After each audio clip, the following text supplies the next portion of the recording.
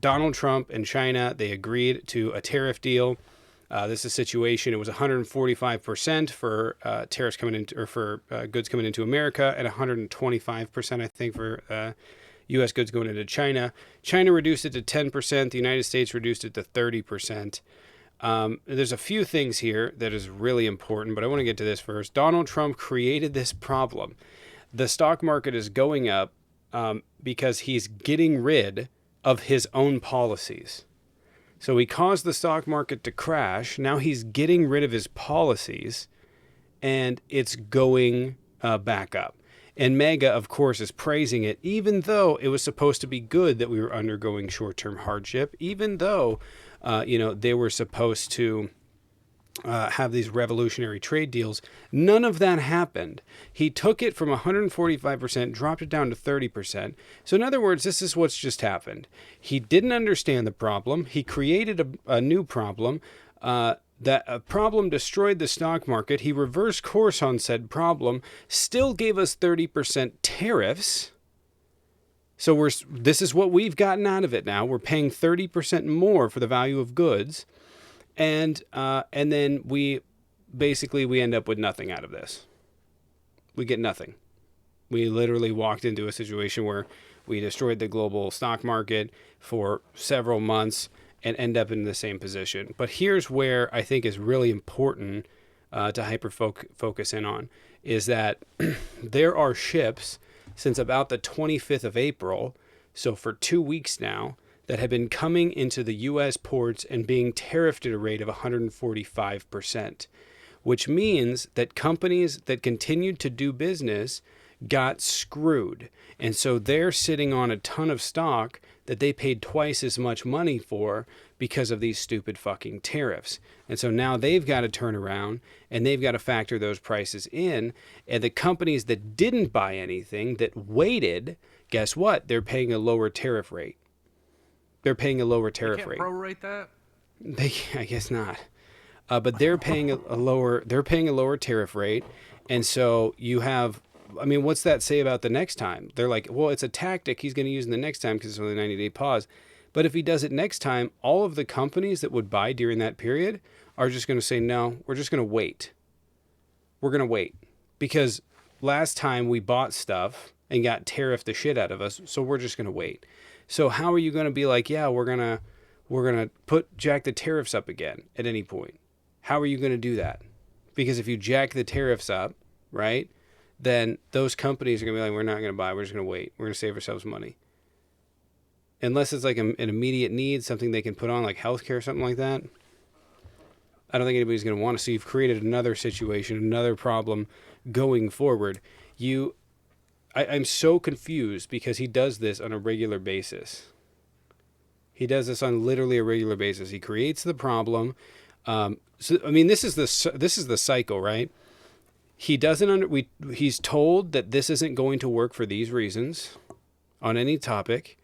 He then turns around and proceeds to completely go against the grain and try everything to be antagonistic and an instigator. None of it works. He ends right back up where he started in the position the Democrats had on the circumstance for the last 4 or 5 years. So, for instance, the Ukraine deal, right? He goes against Russia, or he tries to make a deal with Russia. He tries to make a deal with Ukraine, can't get it done, decides to attack Ukraine and go after them, can't get it done. Then turns around and decides to go after Russia, can't get it done, ends up right back in the same spot where we're supporting and behind Ukraine, and except this time Ukraine doesn't have money. We didn't get anything out of that deal, nothing, and yeah, the deal's, he's basically getting like a handful of goods and saying, look we did good. But really all he's doing is causing global instability, causing prices to go up, and then getting nothing for it. In the event of this, like for when he was going to put tariffs on literally the entire world, they started messing with the money supply and started de-dollarization processes, and they were like, oh, we can't do that. They're finding out in real time, right? He wanted to put tariffs on the UK. We're too intrinsically intertwined with them. We'll make a deal. They didn't even make a deal, by the way. They didn't even make a deal. Like he got rid of his tariffs from 2018.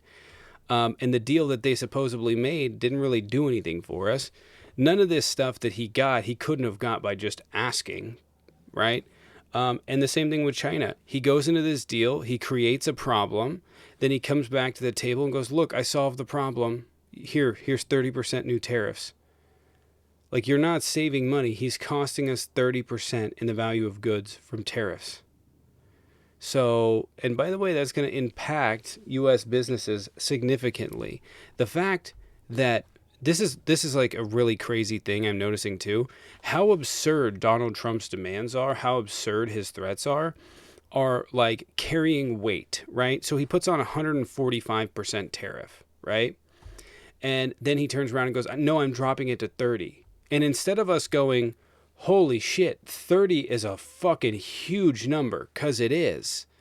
30 is a major number. They go, oh, well, it's not 145. So it's in a weird way, he's just conditioned us to pay extra taxes for no reason. But you can't, if you're a MAGA, someone come in here and tell me what we supposedly got. Because the things that we got for each one of these deals were minimal to nothing. In fact, they helped out the other party more. In all of these situations, they helped the other party more. So I don't really understand what MAGA's whole deal is here, because this is a disaster. Nothing's getting done right. And yeah, I mean, we're he just creates a problem, fixes the problem he created. They praise him, and then we go on about our business. We didn't get anything from any of these deals, and nobody could come in here and tell me what we got from it. No one could tell me. If I dangle you over the side of a building, and then I pull you back up, I did not just save your life. I almost killed you. That's what he's doing right now. Yeah. Yep. And I find it fascinating because we've become so conditioned to think about these absurd numbers that when he does go like, okay, only 30%, we're like, oh, thank God. Because 145% tariff, you're talking about a crippling economic disaster within a few months.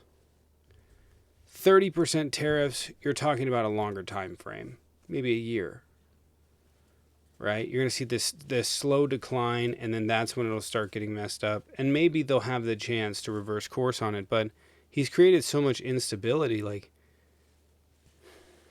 who's wanting, the people that continued to buy with the tariffs, all of them were just punished.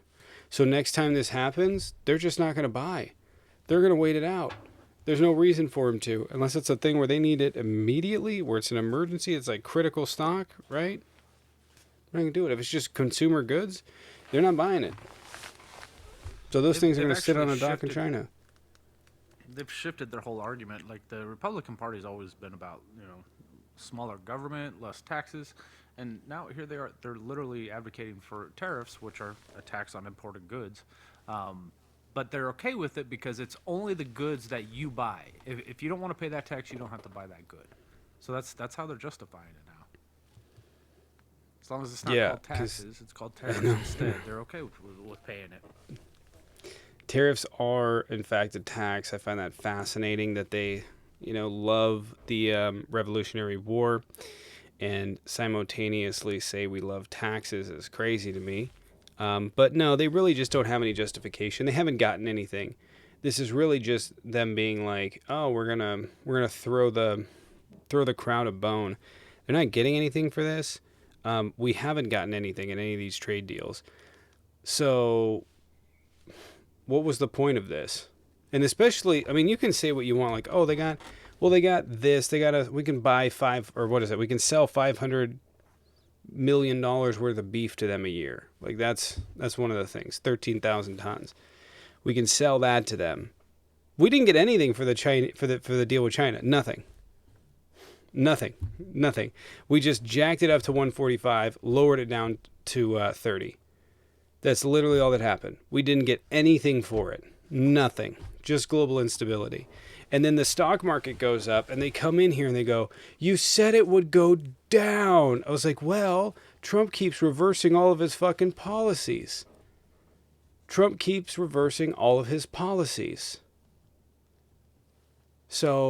what do you want me to be like? Like the stock market goes down because of his policies. That's what this is meaning. The stock market goes up when he throws out his policies. That's what the economy thinks of Trump. The stock market goes up when he's like, I don't want to do what I was planning on doing anymore. And it goes down when he was doing what he's planning on doing some more. And then they praise him. And it's crazy to me. It's crazy. They praise him. They're like, the stock market went up. Why did it go up? Because he ended his own policy. These guys are painfully clueless.